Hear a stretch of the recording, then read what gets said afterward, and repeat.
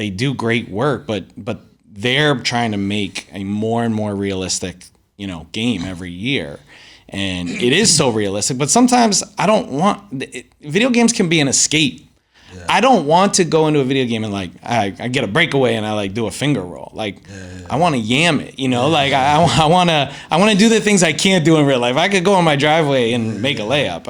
And I know some people that play a lot, they can do some crazy stuff, but I can't. I go hard in the paint. We playing, we running the same.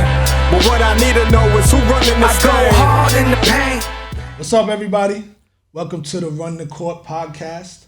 I'm joined today with my man Justin from Rapzilla. We're going to be talking about this new video game that's connecting street ball with hip-hop culture called Run the Court, RTC. Who better to describe this whole game to us than the founder of 13th Bridge Studios, the maker of the game? I'm joined with Ryan. What's up, Ryan? Good to be here. Thank you. How you doing, man? I'm doing good. It's been a week. Yo. Been a busy week. It's been a busy week. Look, not everybody knows how to make a video game. It's a very tall task. Yep. There's a lot of organization. There's a lot of execution. There's a lot of money that comes into making a game. So it's a tough thing. Give us a 30-second overview of the game. What is the game? Okay. What can you do in this game? What makes it different from other games? Yeah, so it's a 2-on-2 multiplayer basketball game. It's based on mobile. Our hope is to then transition over and have it on PC and console. But 2-on-2 arcade-style basketball game. It's a pick-up-and-play experience. It's not going to take you, watching those YouTube tutorials to be able to play. And I think one of the coolest features about it is the tournament-style format that we have where you drop into basically like a March Madness-style tournament. 64 teams, and you keep playing until one team remains. So that's the basic concept, and like you said, a big part of it is incorporating and bringing in the things that surround basketball culture, from sneakers and fashion to hip hop and storytelling and all these things that are part of what makes basketball great. And now you feel like that's been lost in the gaming world, like as far as sports games? Yeah, I think what's been lost, right, and is kind of the fun aspect of sports games. Like when I was coming up, I was always playing all these sports games. NBA Jam, NBA Street, NBA Ballers, like all the games. Yeah, exactly. NFL Blitz. And now you only have like one franchise for every sport. You have 2K for basketball. You have Madden for football. And they're phenomenal games, and I love them, but they've only carved out one lane, which is very simulation style, very competitive player focused games. And they're very realistic and they're incredible, but they're just not easy to pick up and play and have a great time and just have fun like an NBA Jam was. And then just kind of go on with your day. You got to dedicate like at least an hour to play a game. At least. And honestly, that's why I think the last 2K where I played really consistently, and I keep buying them and I play a little bit here and there, but was probably like 15. Yeah. And I mean, I was blown away by it, and I had time to play because it was before I had kids. But I mean, it was still in that zone of like, I know how to play. I can go out and play it. Yeah. Now I feel like if I'm going to have any chance of winning, I have to like master all these controls and all this other stuff. Go on YouTube and search it. The game is a wonderful game, I agree, 2K. But like you said, in today's world, everybody's attention span is shorter. We're moving and shaking. Time is money. Right. I got kids too. I can't sit there for an hour, run a rematch for 2 hours. I need to be able to play the game, play basketball. I love basketball video games. But I need to play it, win, lose, digest, move on with my day. And that's what Run the Court's going to give you. Yeah, and I think more people are playing like that. I mean, if you look at the industry, it's like a $200 billion industry now, video games. And like 53% of that comes from mobile. Well, the average time that people play in a mobile session is like 3 or 4 minutes. There you go. So, it's not like those people where you sit down, you're playing on your console, you're playing PC, and you're playing for hours at a time. Like some dudes get some people get 2K and they like grind, and they're like, I don't know where they find the time, but I can't do that, and I'm not the only person like that. Yeah, and the thing with that too is those other games from back in the day, the NBA Jam, the street ball, that provided something different when you're only having that one choice. Like we have so many different streaming options, Right. but we only have one option to play basketball. Yeah, or to I mean, play a certain sport. We need more options because everyone's always moving to something else, and there's a whole generation that never experienced the games that you grew up on. Yeah, and I think when you look at point. other genres of gaming, you have lots of options. Mm-hmm. It's not just one. It's only in sports now, and it's because you have these franchises that just they got a license. They've had years of development. They're big studios, well resourced. They do great work, but they're trying to make a more and more realistic, game every year. And it is so realistic, but sometimes I don't want video games can be an escape. Yeah. I don't want to go into a video game and I get a breakaway and I do a finger roll. I want to yam it, I want to do the things I can't do in real life. I could go in my driveway and make a layup. And I know some people that play a lot, they can do some crazy stuff, but I can't, Most people can't. Yeah. Let me just rewind a second. You're not from the gaming industry. No. But you're making a game. Yeah. What were you doing in your house that made you say, I'm going to make a video? It's so competitive. It's a tough field. Yeah. What gave you the concept and idea? So I think where it originally started was probably not long after 2K15. It was probably in 2017. I was writing some articles and testing some different things and writing on Medium. And I was like, hey, I'm going to write an article about the game I want and I think other people want, right? And it was 2K or Madden meets Grand Theft Auto. And it was all right, I'll have my athletic career and I'll have my street career or my off-court career. And I was I want to put those together in one game and just wow out. I just wanted to I wanted to be Steph Curry and I wanted to be Scarface, off the court. But I thought that would be fun and I just kind of wrote it on a whim. But actually where the idea came from was I was doing a consulting project for a company, met the founder in 2014. We really hit it off. We just have very different skill sets but very similar interests. And we were man, someday we got to work together. That'd be really cool. Well, as the case kind of worked out, as the fates had it, in 2018, 2019, I moved to Oregon. I was in Chicago before that. Moved to Oregon. He happened to be living there. I looked him up. I'm yo, let's get together. So we did. We got together for lunches, started talking through some ideas. And we ended up, he runs a basketball league. He's got 4 kids. They're basketball fanatics. They're also video game fanatics. And one day we weren't even talking about ideas, and he's man, my kids play so much basketball. And I'm oh, they play a lot of 2K. He's no, they don't play 2K at all. They're playing Fortnite. They're playing Call of Duty. They're playing Clash Royale, all these other games. Yes. I'm wait, I only played sports games pretty much. Me too. That was 98% of what I played because I love sports. And I was there's a disconnect there. Why aren't they playing these? And we started talking about it, and we're there's something missing here, And that's in the field of video games, because it's so competitive, you got to find the niche that's missing. And you as a player, as a real player that knows these games, you know what you wanted. You know what I mean? As a kid, these are the games we played. Yep. And now as video games morphed into what they are now, where there's backstories and there's it's a movie. Yeah, it's a movie. So not only can you play basketball and compete and talk shit, but now you could go on your own, and now it's a whole GTA type movie to the game, and that's what you're bringing to it. Yeah, I love storytelling. That's a big part of this, and a big part of what we wanted to bring to this game. And 2K has story mode and Madden has story mode, and a lot of people kind of complain about them. It feels cliche, or it feels very sterile. And that's one of the things actually we were talking about early on, is we wanted to have freedom to explore issues and explore topics and have these cool stories where we could do things that probably a 2K can't do because it crosses a line that they don't want to cross. Those types of things. So they got corporate handcuffs on. Yeah, they do. Too many people. They do. It's I remember, NHL hockey, and NHL hockey is one of my favorite games ever.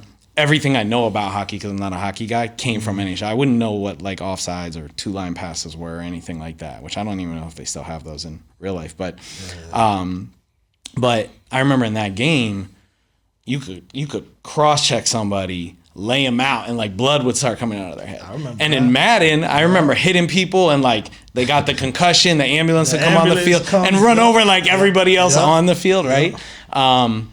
And those things all got pulled from the game because I'm sure Roger Goodell was like, yeah, nah, that's not Not with all the CTE stuff happening. It's too violent. And, Yeah. but I mean, video games are violent. You know what I mean? Why would they pull out an ambulance picking up guys that got hurt on the field? But it's also, I mean, it was just like it was this aspect of the game, and that's when games, you started to change because they've got someone to answer to. They've got, I mean, they just had those handcuffs on and they couldn't explore. I'm sure they can't explore a lot of things these days. How do you develop a game? Like, how do you get started? What's the process of developing? What's the first thing you do? You draw on a piece of paper. You got to storyboard it, right? So the first thing we did, we kind of researched. We went out, we played a bunch of mobile games because there are some mobile games that are like 3-on-3 basketball and things like that, but we really didn't think they were authentic from a culture standpoint. We didn't think they were great games in terms of gameplay. They didn't have much story, much depth to them. So we did our research, and then we were like, all right, what do we do from here? And I was like, all right, Hem, who's my co-founder, I was like, Hem, let's like reach out to a handful of development studios and see if anybody even calls us back. So we got called back from like 2 studios. Okay. And one of them, we were kind of surprised. We're like, wow, this is a leading development studio. They're really good. They have a good name. They've worked on a lot of big games. Like, what do they want to do with us? And it was very serendipitous how it came together because they were like, we didn't want to tell them it was a basketball game. We're like, oh, it's a 2-on-2 multiplayer fighting game, tournament style. And they're like, okay, cool. Well, we'll send you over like a sample deck. And they sent us over this sample deck, and it happened to be a basketball game. We're like, all right, ours is a basketball game. And they're like, oh, cool, we want to make a basketball game. So we basically said, look, we don't have the capability. Like, you don't want a game that me and him are like in my basement trying to code. Like, that's not going to be a good game. So we were like, we need a leading developer that is going to be able to execute. They know how to do this. They have a team. So we started working with a studio, and that's what we're doing. We're creating the vision. This is what we want the game to be. This is the feel. These are the controls. This is the story. But we want you guys to make it. Do what you're good at. Yeah, exactly. So that's the process. You speak to a studio. So you guys are just curating it with the ideas and the visions, and then you tell them, and then they bring it to life. So for me, I'm like I said, I love the storytelling aspect. So like I get to write a character backstory. I get to write, the universe backstory. I get to think about like who are the players I'm inspired by, and so I'll say like, hey, I want someone that is really tall and much like this player, has this player's body type, I find like the character inspiration, and here's their backstory, and then here's our universe that's evolving, and here's the bigger stories and the themes that are going to be part of that bigger arc, and then the season arc, which would be like 3 months. So you're a writer. Yes. That's you know what I mean? That's if you're writing. I'm one of those people that's putting an English major to work finally after all these years. Oh, so you're an English major. Okay. Because if you're writing what it sounds like, you're writing backstories and full visions of the whole world, whatever it is, metaverse, whatever you want to call it. But you're writing a movie for a game. That's what you're doing. Basically, I mean, games are now, it's sort of the future of storytelling, right? I mean, they have scenes, close-up, zooms. They have all that stuff. And what you can do with games that you can't necessarily do with movies is you can iterate. You put the game out, and it's just this constantly building thing. So you have this whole universe. Whereas like a movie, you work for a long time, you put it out, it is what it is. Like the movie is going to be what the movie is. Sure, you can do sequels, or like Marvel can create this whole universe. You can do that in video games. You have a lot more ability to be flexible, to go in different directions and change things up. Add and subtract characters, add and subtract storylines. It's limitless. It's whatever your brain comes up with. Yeah. Whatever you want to put, you can put it. And that's what's dope about video games, especially now. Now, next question I got for you is, during the process, has your vision for the game changed, or it's what you thought in the beginning and now you're just executing what you pictured? I think because there's been so much change in the video game industry, our vision has changed. Like originally when we were developing this, we were like, all right, free to play game and in-app purchases, right? Because that was just the model that existed. So we started this in 2020. Now, as we started thinking about our audience, so like I've done some consulting stuff for Nike, and like I know that world and that audience and sneakers and everything. And you think about sneakers, you think about fashion with people with like Supreme or whatever. Yeah. It's about exclusivity. It's about scarcity. It's about I have something, I own this. And so we actually were talking in the studio and we're like, how can we incorporate that into games? Because free to play games, they might have like a 48-hour sale, but they're not like, we only have 100 pair of these sneakers for someone to win. And we're like, but that's important to our audience. They place a high value on that. So how can we incorporate that in the game? And at the time they were like, you can't do that, free to play, and then we start hearing more talk about like NFTs, and we're like, oh, this is really interesting. It's an interesting technology. And then we started seeing more people playing some of these like Web3 games with cryptocurrency, with NFTs. And like everything with NFTs and crypto, it was kind of the Wild West and all this weird stuff going on at the beginning. But we sat there and said, okay, let's look at these as technologies, not as a PFP NFT, a piece of art, a static image. Yeah. What does this technology allow us to do? And how can we incorporate that into a game in a way that we can still be free to play? Everyone who doesn't pay can still get that core experience and enjoy the game. But people that want to have ownership or that want to try to earn or collect have an ability to do that. It's totally optional. Mm-hmm. So that's how our game evolved, is how can we incorporate some of these things? Because a lot of people believe it's the future of gaming. A lot of people think there's a long time before we get there. Some people think it's going to be sooner rather than later. But we were like, hey, our philosophy is we want to give people an option to play games differently than what is out there. Sports games that are the way they are, we want to give them another option. Why wouldn't we let the players that want to be free to play or have a season pass have that option, and the players that want to have NFT characters or NFT courts be able to do that? That's cool. Yeah, I think that's a great distinction because a lot of times people will hear those terms, and since they don't know them, I'm out. Or they're afraid of it, or they hear bad things about it, and they're like, no, I want to avoid that. But actually giving someone the pathway to kind of choose how they want to play, because again, you might purchase a game, and that's a game without updates or anything. You're only locked into that one style to play. Yeah. Unless you're paying for things, or if the game has nothing to offer in that way. That's it. That's the whole game. Yeah, it's in other words, here's the game, take it or leave it. What you're doing is you're providing them an option, and you're providing the option for the leave it people. No, they don't even have to leave it. They can come on. Yeah, but what I'm saying is, I got a grip on the Web3 stuff because I've been researching it. So what he's doing is he's making a game right now where you could play it, and as you learn the Web3 stuff, you can get into that later. So you can jump in, free to play, have the fun, and then as you learn, or people that are more advanced, they have that option. But every time I talk to somebody about Web3, I learn something, or somebody has a different view on it. Why or what do you see Web3 as? Like, what do you see it in the gaming industry? I mean, I think it's got to get figured out, but I think there's a huge application for it in gaming. You think about players that, grind and really work hard and unlock these things that other players want. Mm-hmm. Maybe it's Fortnite, someone that was there in season 1 and has some skin that someone that joined the game in season 10 can't have, or something like that. Or I know World of Warcraft, all these different games that people are like collecting these super exclusive things. And I think like if you play one of those games for a long time, you spend a lot of money, you spend a lot of time. The cool thing is to be able to have ownership of that stuff. So let's say I don't want to play as much anymore, I move on to a new game. You can at least sort of recoup some of that, right? Like you can sell that to another player. You can give them the opportunity to have that experience that you had by playing with this character or having this weapon or whatever it might be. So I think there's a huge application there. I think that the interesting thing is, so many people hear NFT and they just associate it with one product. these very speculative, I'm going to get rich. Everybody, there was that whole, Picture of an ape. Exactly. Oh, I'm going to have that, and then everybody's going to want it later. I'm going to be able to make a ton of money. Gaming NFTs can't be about getting rich. Yeah. They've got to be about enhancing the player experience, especially for those players that value, just like sneakers.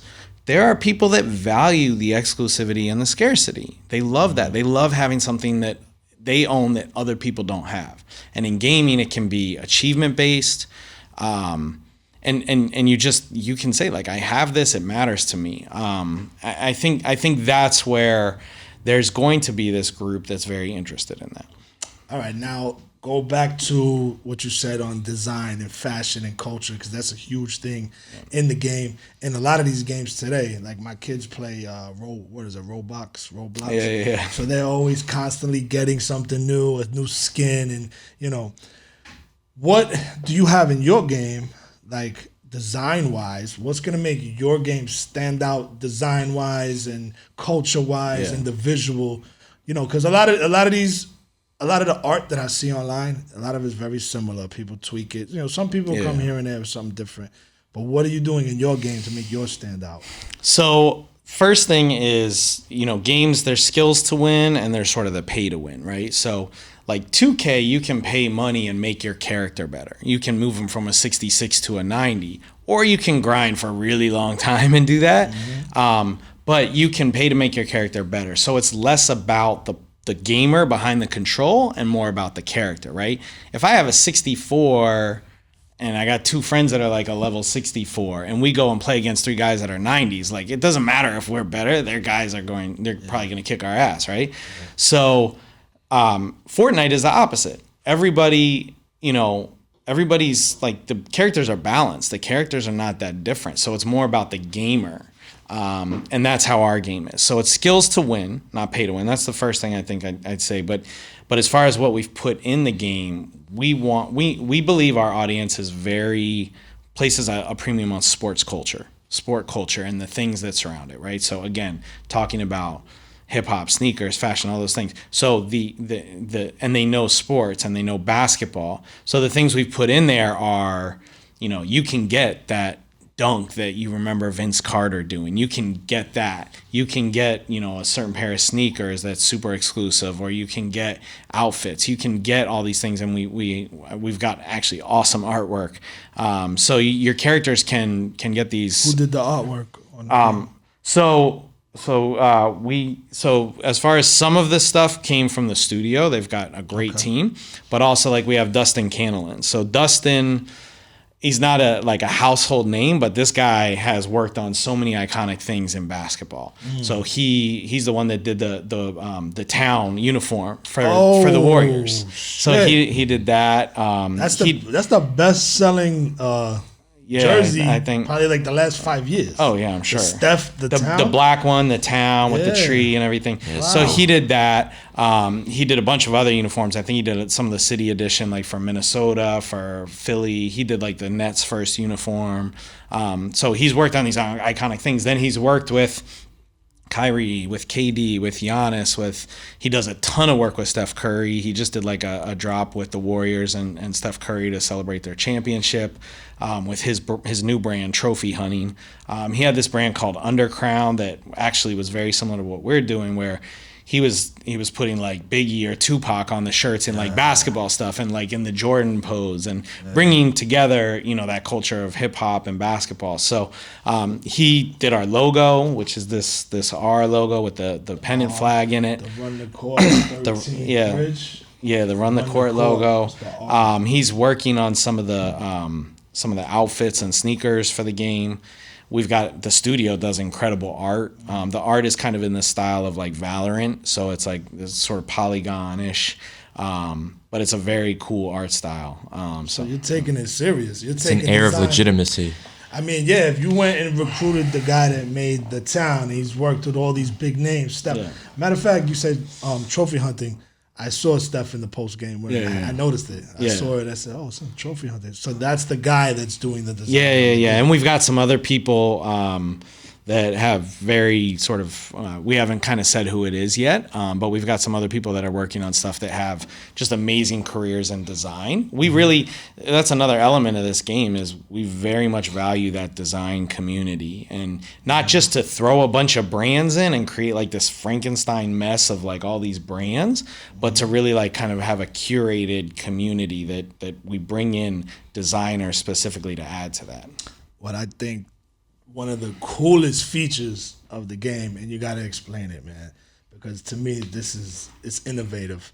Because a lot of games is, you're just playing the game, you're buying the game, you're buying what's inside the game, you're sending them your money. But with RTC Run the Court, you're giving people their own courts to customize, and they're able to brand it. Yeah, so the courts are like, we've got the courts that are part of the game, and our courts are much more imaginative than just like, oh, you're on a blacktop or whatever. So the way I would describe the game is like street ball is its DNA. It's like this cutthroat. The story is like about these cutthroat elite level athletes that are competing in these tournaments. So very street ball DNA.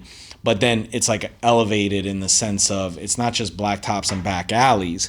They're playing on these courts. Like our first court's on the back of like a huge mega yacht, right? It's like there's going to be courts that might be on the cliffs of Santorini, or like that tennis court in Dubai that's on the side of the... Dubai, yeah. We're trying to be very imaginative with our courts. It's kind of like reality plus 20 to 40% is how we think of it. Like the technology exists today, but we haven't necessarily used it all the time in the real world. So we're putting that in our courts. But we are going to have court NFTs.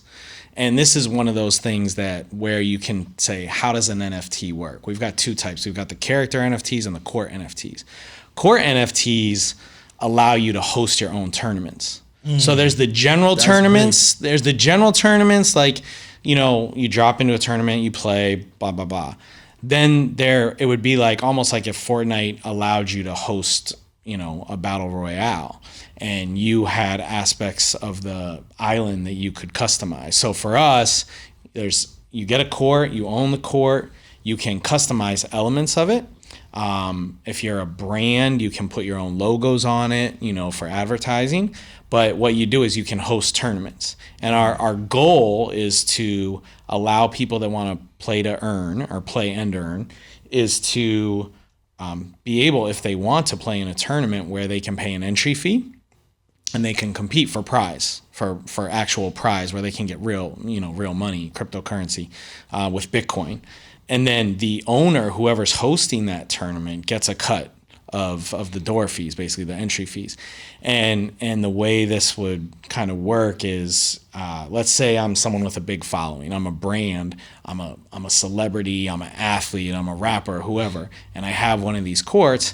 It's very simple. I'd go in and say, okay, I can run 100 tournaments, 50 tournaments a week. This week I want to host 20 on Thursday night, 5:00 Eastern. Plug it in, there's like 4 boxes you click, and it spits out a code. And I just go on my social media and I say, I'm hosting tournaments. Like, Thursday night, I'm hosting 20 tournaments, 64 teams per tournament. If you want to enter, go into the game, enter this code, you can get in my tournament. It's going to be X amount to enter, and this is going to be the prize. They maybe could do their own prizes on top of it, like win an autograph, get an autographed picture of me, or I'm going to autograph some sneakers, whatever it might be. Or if it's a brand, it might be like you're going to get extra spots in a sneaker drop, or a reserve spot for our new sneakers that come out. So then they'd host a tournament, and you just put the code in, and you'd be able to participate. Do you envision situations in the future where there's events in the game that are almost non-basketball related? Yeah, I mean, look, I think I think the initial idea, right, is like, let's create this basketball game. Yeah. Bring in people that love basketball culture, and then just general sport culture and all the things that make that up. And the logical next step is, now, what do we do off the court, right? I was talking about like that Grand Theft Auto meets 2K type of thing, not necessarily going there, not that gangster. Robbing yeah, not that gangster. You're not going to like carjack anybody, but off the court, if we have like some rappers that are involved with the game or something like that, why not have a concert? why not host a pool party? You know, if on that yacht, right? We have that yacht court. Yo, let's say you're a rapper and you're like, I'm gonna throw a party on there. You know, do a show. You could do a show. You could, you could do all types of stuff like that. What made you start with basketball though? Like out of all the sports, why did you start there? I love basketball. Like that's part of it, and so does him. Him like runs this basketball league with like 600, 700 kids in Oregon. They're incredible league. That's part of it, but also basketball has like a depth and a richness that a lot of other sports are struggling to get, right? First of all, people aren't wearing helmets. People know the players. I think part of what people love about basketball is these storylines, right? Of who's the villain this year and who went, we get obsessed with the storyline aspect. So there's this underlying, connection to story. Then there's, I think the aspect of like, in basketball, you see people walking into the tunnels and they're like, oh, what are they wearing today? All this crazy stuff. What are they wearing in the post game? It's a fashion show. Yeah. And then you got the whole thing with like basketball and rappers, right? Like all the basketball players want to be rappers. All the rappers want to be basketball players. It's like this, cliche thing, but there's some truth to it, Yeah. And not all of them can cross that line. All right, we're going to do a little bit of a segue here. We did that first episode in the format that we did because we wanted to introduce you to Ryan, 13th Bridge, Run the Court. We wanted to introduce you to the game. But the secret is, obviously this is Crimefaces. That's Run the Court. They're making the best street ball game to come out. We're working together. Dun, dun, dun. The big reveal. Dun, dun. I'm in the game. Crimefaces is in the game. I'm going to be talking all that shit. You remember NBA Jam and what is it, Def Jam and Battle, all of that shit. I'm doing the voiceovers on this game. I'm going to NBA Jam this shit up. We're going to talk all the shit that we always talk. Now he's getting loud because he made the reveal. I'm getting excited now. No, before I was doing it, I was trying to be very professional and informational. But now we get to talk our shit. So, Ryan, I want to ask you this. When you were making this game, we met on Instagram. So that's why you should be networking. You get more bees with honey. We met on Instagram. What made you hit me? So for me, it was funny because like now I live in Oregon and I started like, I don't even remember how I first saw some of your commentary with like some of the street fights or whatever. Yeah. And I was like, man, that just makes me feel like I'm back in New York. Like it's the 90s, I'm back in New York, or it's the 2000s, whatever.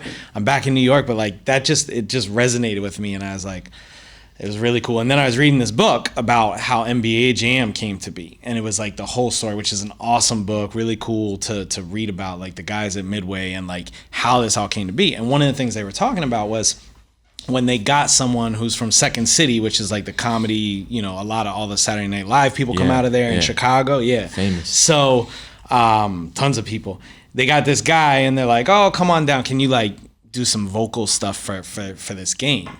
And sure enough, you got Boom Shakalaka, he's on fire, all these iconic things. And actually, when you think of NBA Jam, he's on fire. When you think of NBA Jam, like you think about playing the game, but those are the things that actually are most iconic about it, maybe, are those catchphrases. So here I hear Bonsai and who is this? And I start hearing this and I'm like, oh shit, this is the fit for us. This is what we need. And I also knew, like, I'm like, yo, this guy brings credibility. He brings vocal talent. I was like, I don't know how I'm going to get in touch with him, right? But I got to reach out. I'm going to try some weird cold call shit. So I was like, hey, man, like, love your shit. Makes me feel like I'm back home. Like, I'm working on this game. Think it would be cool. And I was like, I don't know what he's going to think. So what did you think when I actually... Well, you didn't directly speak to me at first, right? Wasn't it an email? I think you sent me on to someone else. It was an email. No, it was an email. It was an email, but I think somebody else answered it. So my man answered it, and he hit right. me. He was like, "Yo, there's a video game." Yeah, that's right. I was like, "Oh shit, okay, I like games." So I looked it up. I was looking. Then I contacted you. I said, let me speak to this dude. I want to see, who is this? Who is this clown? No, because on Instagram, everybody's telling you everything. Somebody, everyone's famous. Yeah, everybody's like, oh, I'm fucked up. Give me $5. You never know what they're gonna say to you. So I spoke to him, and in the first couple of minutes, like you could tell who's authentic, like who's talking that shit and who's just a dreamer. So the way he was speaking was like, yo, this guy has all his ducks in a row. You know, he's done the research, he's done it. So he was just like, yo, look, I want to make this game. I want to make a street ball game. I want to include all the shit talking, all the fashion and the culture. That energy, man. Yeah, and just bring the bonsai, bring the what hood is this. Just do whatever the fuck it is that you do. Yeah. And to me, that was almost like a dream come true because where bonsai came from, when people don't know where bonsai came from Madden. When I would do play action, I didn't know that. Play action, the bomb, and you throw the bomb, and when the guy catches the touchdown, I go, bonsai, and I would talk shit to my boys while we're playing the game. That's where it came from. So when he said that, he was like, yo, I want to bring bonsai, what hood, into the basketball game. I was like, that's automatic, bro. That's... You know? And that's exactly that energy. Because I remember sitting around playing with my boys, right? It was like, we get a new clue tape, put on the clue tape, sit around with drinks in the dorm room around. We had like the little tiny TV like this, and we'd be playing Madden, we'd be playing NBA Live, we'd be playing like, I don't know, it was like triple play baseball or one of the baseball games. Yeah. And we would just talk shit. And that energy is like, that's what gaming today is, social, even over distance. You were in the same room back then, but now you can recreate that across distance. You know, it's one of the benefits of the technology today. And most people are playing games for the social element, you know? Well, that's what we did. Yeah. Before we were all together, now they got the headpieces on. But it's the same concept. Yeah. You know, we were kids, we were young, teenagers, we're smoking blunts, bro. Like, you can be honest. We were smoking blunts. You put on, like you said, Clue, and you're running. You're running NBA Live. One of my fondest memories of gaming was, what was the Live with Mitch Richmond? Whatever that year. 97. 97, so it came out in 96. And I remember the big correlation of Live and music was Reasonable Doubt dropping with that Mitch Richmond. Oh, yeah. Reasonable Doubt came out like before it. So we were like, right. But that you were rocking that for a minute. But it never stopped. Exactly. You never took it out. Exactly. You put on Reasonable Doubt, you never took it out. Yeah, it just kept on repeat. And then once they dropped the Live 97 with Mitch Richmond, that was the soundtrack to the game. Oh, yeah. I mean, I remember it's the first time I heard Fabo. It was the DMX vs. Cannabis mixtape. It was the Locks mixtapes with all that, like, I mean, all that blends together for me, you know, that late 90s and then even into the early 2000s. I mean, the guys making the games had those same experiences as you, because now music's a big part of these sports games. Yeah, and I mean, I think soundtracks, playlists, everything. Yeah, I mean, someone, this guy, Shot by Flash, who's a gamer and a content creator and videographer here in New York. I mean, he brought up to me, and I forgot this, but I think it was one of the 2Ks or one of the lives had the first soundtrack to go platinum from a video game. Oh, that's right. He did say that. Shout out to Shot too. Yeah, he did say that's dope. That's a statement. Yeah, you know what I mean. And that's what we want to do. We want to have music like that. Like we want to bring that element. You know? That's the dope thing. It's like, me and Ryan has spoke about this, and the dopest shit. Like, we're the same age, so the whole era of gaming, we didn't know each other, but we were doing the same thing. So one thing we spoke about was like, yo, why don't we make a mixtape for the game? Yeah, not what they do today when they put music in it. They just called companies up. Yo, give me that song. Give me that song. We need some EDM. And they just clog it into the game. Yeah. I mean, it's cool. But how about curating an entire album that is about street ball? It's about New York City. It's about the culture. And doing that every season. And like, doing that every season. And getting top tier producers and top tier artists and giving them the concept and the theme, like creating a real album. Like, yo, this is what it's about. Yep. And it goes hand in hand with the game or with the season, whatever the theme is for the season, whoever the host is for the season, all that stuff. Yeah, exactly. Because that's important, because that's the way albums used to be made. They used to make them somewhat themed, that it was like a story. Yeah. So like making the mixtape in this way, you know, to me, it's dope. Better than just picking songs. You know, give me Taylor Swift, give me Lil Uzi, and put it on there. It doesn't, it doesn't blend. Yeah, exactly. So, that's a big aspect too. We're going to be doing the mixtape, top tier producers. I'm not putting out that information yet. Top tier producers, artists. It's already a done deal. It's already in motion. We have dope Dustin, the designer, Dustin Cannelin. He made the town. We discussed it before. Our design is top tier. Yeah. You know what I mean? Nobody's messing with us. They're not messing with us on the gameplay, because the gameplay was always job one. Yep. The gameplay, always. That's gonna be crazy. We're gonna have the voiceover. I'm voicing over all the trash talking, the music and the fashion. Done deal. Yeah, so I mean, and look, I think the podcast, being part of that and bringing those same elements, because like this one, we wanted to be informational. We wanted people to learn about the game, but moving forward, the podcast is going to be kind of like the game, trying to recreate that atmosphere of like talking about ball, talking shit, having guests in from the world of the worlds of hip hop, the worlds of music, the worlds of, sneakers, designers, bringing people like that, actors, all these people. So we'll bring those people in. We'll be talking to them about ball and having the debates you had with your boys and talking the shit and just having a great time. So and also incorporating, updates, development updates on the game, keeping people informed on what we're gonna have here. You're creating relevant culture around this game. Right. The game is the centerpiece, but all these things are all part of creating that. So and they're also part of the reason why you do these things. So it's kind of a look and an insight into your creative process. Yeah. Because these things led you to this point. So that's what this podcast is going to do, right, Al? Yeah, we're going to be talking weekly, and what we're going to do is we're going to cover the game so you guys can come on the journey of how we're making it and all the new updates that we're doing. But then on the other side of it, too, we're just talking shit. We're going to be talking about basketball. We'll talk about the NBA season, too. We're big NBA fans. We'll be talking about culture and hip-hop and all the nonsense that goes on. Everything that's relevant, you know what I mean, with this game, which the game is the core, but we're going to be talking our shit.